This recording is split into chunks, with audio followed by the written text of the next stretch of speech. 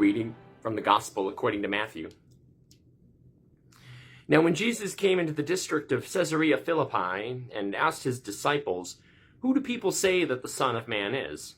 They said, "Some say John the Baptist, others say Elijah, and still others Jeremiah or one of the prophets."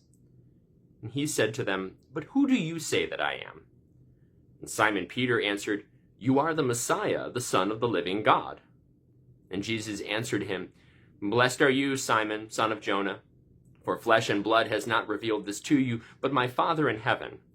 And I tell you, you are Peter, and on this rock I will build my church. The gates of Hades will not prevail against it. And I will give you the keys of the kingdom of heaven, and whatever you bind on earth will be bound in heaven, and whatever you loose on earth will be loosed in heaven."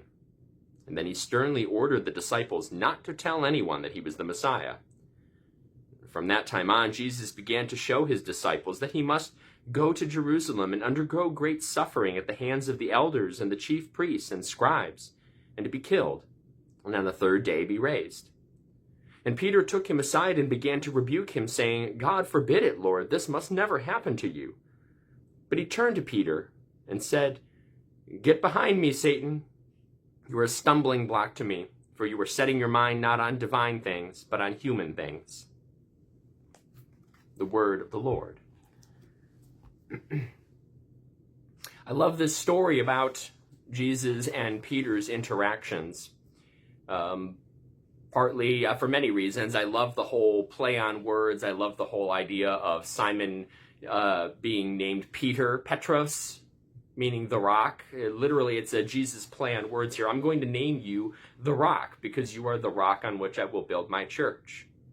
And why does Jesus do that with Peter? Seemingly because Peter is the one who gets it, who recognizes him as the Messiah when others around are still trying to figure it out.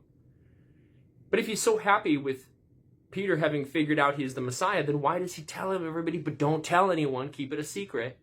Shouldn't he want it to be shared?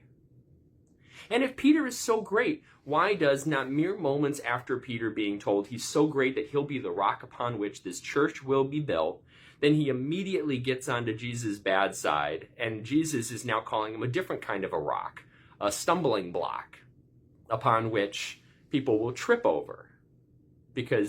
And simply for nothing else other than that he doesn't want Jesus to die. So this is a fascinating story. And I think the thing I love about it most is if we're thinking about the idea of what is it that Jesus saw in Peter, and what does that tell us?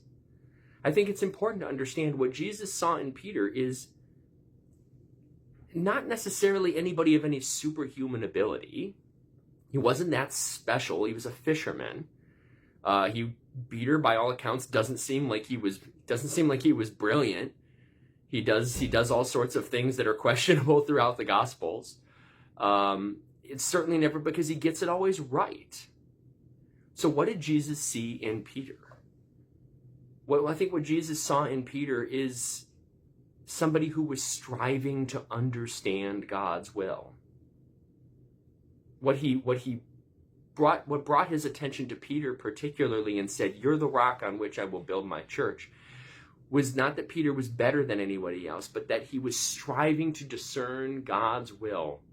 And he saw it in Jesus. And Jesus looked at him and said, here's something I can work with. Here's something I can build this church upon. And it didn't mean he wouldn't always get it right.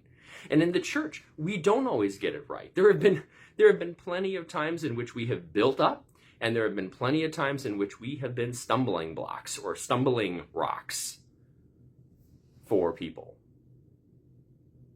I think the thing that we should be striving to do, like Peter did, was to keep listening, to keep discerning. It doesn't mean we'll always get it right. We're not asked to always get it right. Peter wasn't asked to always get it right. But he kept trying, and he kept listening, even when he got it wrong. And that's what we need to do, is we need to keep trying. We need to keep listening. God is calling. God is pointing us the way. Jesus is there, leading the way. Are we going to keep trying to listen? And it doesn't mean we won't stumble, and it doesn't mean we won't stumble, we cause other people to stumble along the way. And if it sounds like I'm just saying this over and over again, it's because it's a reiterative process that we never stop trying to do. We will never stop getting it wrong. We'll never stop, keep trying. And we'll get it right some of the times, and it'll draw us closer to God, and we'll never be perfect. But it's this process that we live into that's what builds the church. And if we're doing that, then we are trying to live just as Peter lived in this moment.